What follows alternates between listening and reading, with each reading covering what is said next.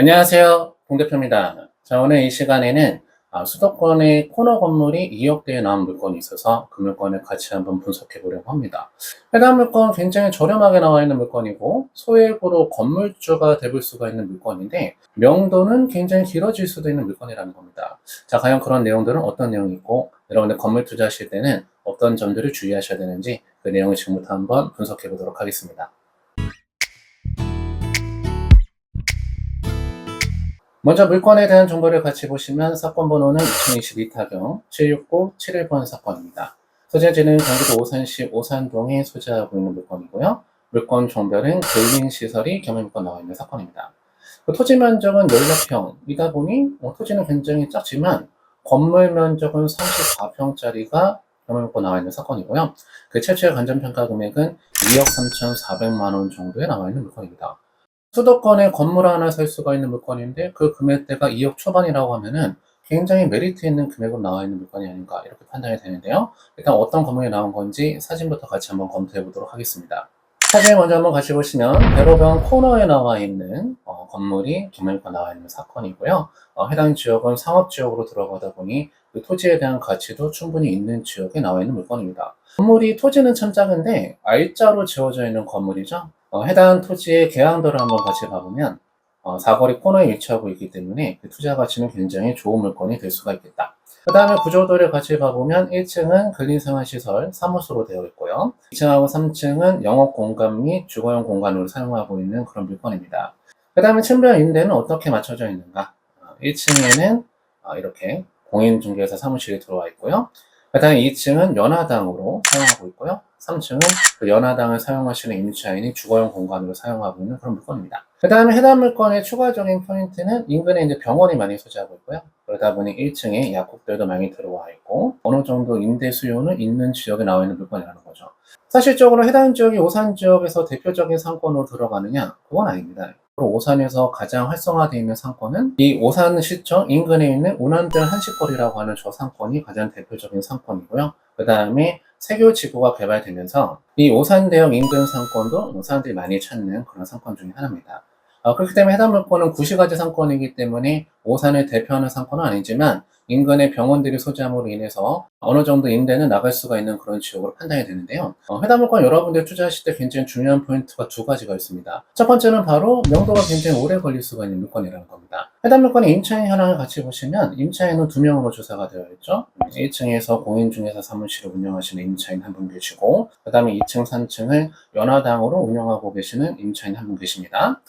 해당 물건을 보시면 따로 말소 기준 권리로 볼 수가 있는 근저당권이나 가압류 같은 게 설정되어 있지 않기 때문에 강제견매 개시결정 등기가 바로 말소 기준 권리가 되는 사건입니다. 그럼 그 날짜가 2022년 12월 13일이기 때문에 그거보다 임차인들 두 명이 다 먼저 들어왔죠. 1층 임차인 사업자 등록 일자 2019년 5월 10일, 2층, 3층 임차인 전입신고 일자 2019년 4월 8일. 이 임차인들 두 명은 전부 다 말소 기준 권리보다 빨리 들어왔기 때문에 대항력이 있는 임차인이다. 그럼 대항력이 있는 임차인이라고 하면은 그 임차인에 대한 권리관계를 낙찰자가 승계를 받아야 된다는 거고요. 그래서 임차인들에 대한 보증금 합계가 1,000만 원이 되다 보니 그다음에 추가적으로 저 임차인들에 대한 보증금은 전액 낙찰자가 인수를 해야 되는 사건이다. 근데 여기서 포인트는 바로 뭐냐?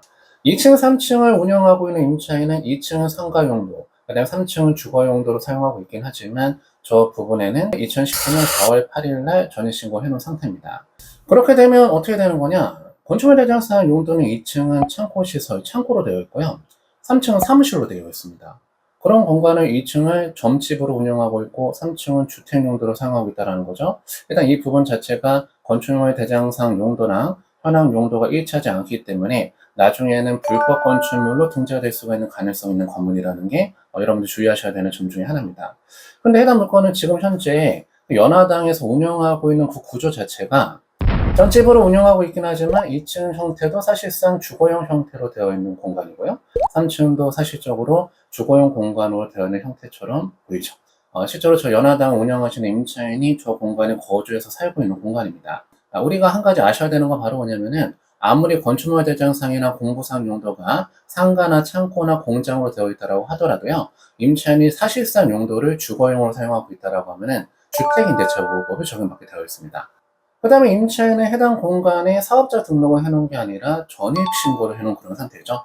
그러다 보니까 제가 판단했을 때는 이 임차인은 상가임대차보호법을 적용받을 수 있는 임차인이 아니라 주택임대차보호법을 적용받을 수 있는 임차인으로 판단이 됩니다. 그러면 주택임대차보호법을 적용받을 수가 있는가, 상가임대차보호법을 적용받을 수가 있는가에서 가장 큰 차이점은 바로 뭐냐? 바로 최단 존속기간이 차이가 난다는 겁니다. 주택임대차 계약의 최단 존속기간은 2년입니다. 그렇기 때문에 임차인 아무리 한 달짜리 계약서를 썼다라고 하더라도요, 그 집에서 2년 동안은 살고 나올 수가 있는 권리가 있다. 이러한 기간의 최단 존속기간이라고 얘기를 하는데요. 상가임대차 보호법의 최단 존속기간은 이 주택임대차 존속기간보다 훨씬 길다라는 겁니다. 그 존속기간은 자그마치 몇 년이냐면은 10년이라는 거죠. 즉 어떤 사람이 상가에 입점해서 한번 장사하기 시작하면은 최소 그 자리에서 10년 동안은 장사할 수 있는 권리가 있다라는 게 상가임대차 보호법의 최단 존속기간의 내용입니다. 근데 이 2층, 3층 임차인은 해당 물건에다가 전입신고를 해놨고, 그 다음에 사용하고 있는 공간도 주거용 구조로 사용하고 있는 모습으로 보이고 있기 때문에 주택임대차보호법을 적용받는 임차인이다. 최단 존속기간이 짧죠? 그러면 저 임차인은 전입일자가 2019년 4월 8일이기 때문에 아마 지금 현재는 묵시적 갱신으로 계약이 자동 연장되어 있는 상태가 아닌가 이렇게 판단이 됩니다. 따로 임대인하고 임차인 간 재계약이 체결하지 않았다라고 하면요. 그럼 해당 임차인은 2023년 4월 8일 날 다시 한번 계약이 갱신됐을 수도 있거든요. 그러면 또 2년 계약이 연장됐을 수도 있기 때문에 2025년 4월 8일까지는 저 임차인을 내보내지 못할 가능성도 있다는 거죠. 물론 임차인이 중간에 나가겠다라고 하면은 나가겠다라고 한 날로부터 3개월 이내 보증금을 빼줘서 그 사람 내보내면 되시겠지만 2025년 4월 8일까지 계속 산다라고 하면은 저 사람은 지금 당장은 명도를 못할 수도 있다는 걸 여러분들 반드시 주의해서 입찰하셔야 되는 물건입니다.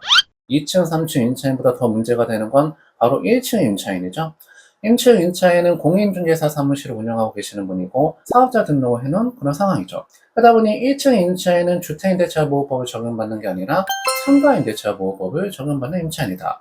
근데 아까 전에 제가 말씀드렸을 때 상가임대차의 최단 존속기간은 훨씬 길다라고 말씀드렸죠. 자그마치 몇 년이냐면은 10년이다. 그럼 저 임차인은 2029년도까지는 명도가 안 되는 임차인일 수도 있다는 걸 반드시 아시고 물건에 참여하셔야 된다는 그런 내용입니다. 물론 그 중간에 저 임차인 나가겠다라고 하면은 뭐 내보내실 수 있겠지만 안 나가고 계속 장사를 하겠다라고 하면은 임대인 입장에서는 저 사람을 내보낼 수 있는 명분이 없다라는 거죠. 그럼 이러한 물건은 낙찰받는 사람의 입장 차이에 따라서 좋은 물건이 될 수도 있고 안 좋은 물건이 될 수가 있습니다. 그 내용은 바로 뭐냐면은 나는 이 건물을 사서 임대 사업을 할 목적이고 그래서 임대료를 받는 게 목적이다. 그런 분들한테는 별로 문제가 안 됩니다. 저 사람들에 대한 계약을 승계받아서 월세를 계속해서 받을 수가 있기 때문에 오히려 저 사람들을 명도에서 내보내서 새롭게 임차를 맞춰야 된다는 그런 부담감이 없다라는 거기 때문에 임대 사업이 목적인 분들은 오히려 이런 상황이 더 나을 수도 있어요. 근데 이 건물을 낙찰받아서 내가 실사용을 하시는 목적인 분이라고 하면은 명도가 장기가 안 될 수도 있는 물건이기 때문에 그런 분들한테 맞지 않는 물건이라는 거죠. 그렇기 때문에 해당 물건은 낙찰받아서 바로 사용은 불가능할 수도 있다는 걸 반드시 아시고 이 차를 참고하셔야 되는 물건입니다. 그 다음에 해당 물건의 두 번째 포인트는 바로 뭐냐면은 아까 전에 최초의 간접평가 금액이 2억대에 나온 물건인데 토지 등기부나 건물 등기부를 한번 봐보면은 설정되어 있는 채권 금액이 크질 않고요. 강제 변매가 들어온 사건인데 그 청구 금액이 얼마밖에 안 되냐면은 8,200만 원밖에 안 되는 사건이다. 그러면 지금 현재 나와 있는 건물 가격 대비에는 청구 금액이 현저하게 낮죠. 저렇게 이제 청구 금액이 작다던가 채권 금액이 설정되어 있는 금액이 거의 없는 사건들 같은 경우는 경매가 진행되다가도 중간에 없어지는 경우가 굉장히 많다라는 거죠. 끝까지 진행되는 경우가 잘 없어요.